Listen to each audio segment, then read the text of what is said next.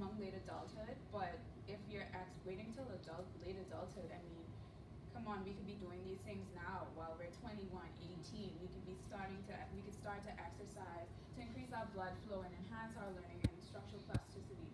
Imagine all of the things that we could benefit from just by starting early. Social support.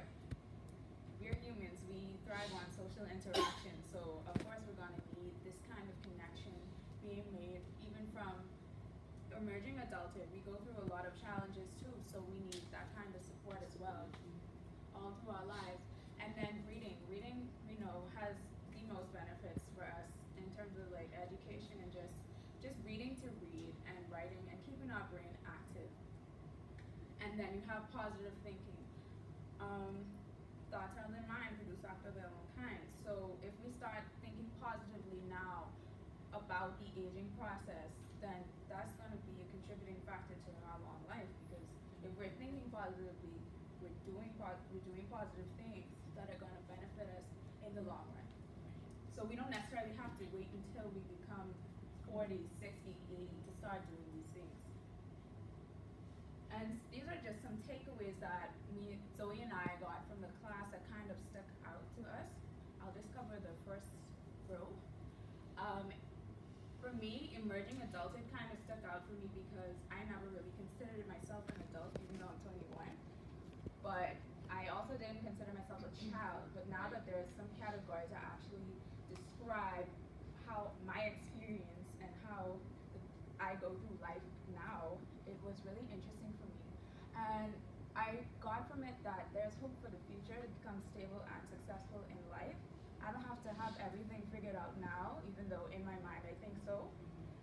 I can look forward to many years later in life to just get it all together. And then with aging on as a whole, everyone's path is different. I know sometimes we often like to compare and we like to say, well, oh, by the time you get 70, you're going to start wrinkling and your hair's going to be white and gray and all of that. But everyone's experience is not the same. We don't go through adolescence the same. So it makes you think that we're going to be 60 and 80 the same way. Like we're going to have different experiences. So someone else's outcome will not dictate my own. How my grandmother is now, she's 84.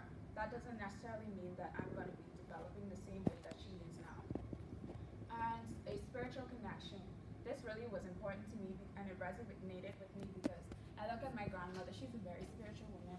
She's 84 and she's really doing well for herself and she's really tied and she has a great spiritual foundation, and that's something I really value.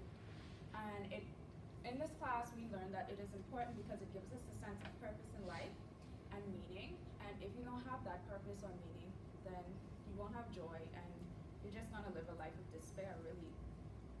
So it brings joy and inner peace within ourselves. And health. So as we look through the blue zones and as we covered in the class period, we look at health as something that is very crucial to the way that we grow and the way that we develop, whether that be cognitively, physically, and emotionally. So it is never too late to start eating healthy. I've been struggling trying to do that, but I really have been trying to apply that to my life. I had a skip day today because I had bamboo. However, I'll be back on track tomorrow. So we can take preventative measures now to change the way that we can be in the future. Death is inevitable, and in the Bahamas we don't really plan for death. But I have taken the initiative to say, hey, I don't know what my parents want to do when they pass. I don't know what the funeral arrangements will be. I don't know what the costs may be. Health insurance. I don't know any of those things. And for the most part, Bahamians don't tell their children about it until they read about it in the will. And things like that, talking about them and having the conversations now can definitely improve the way that the way that the stages and the periods and the acceptance of death goes on for you. We know about Kubler's 5 stages of death that include things from denial to acceptance to anger and bitterness and even depression at some points for understanding and knowing that, death has occurred. However, the need for honesty and the need for spirituality in your life at that point can be your release from, the physical world. And lastly, we talked about young man Luther.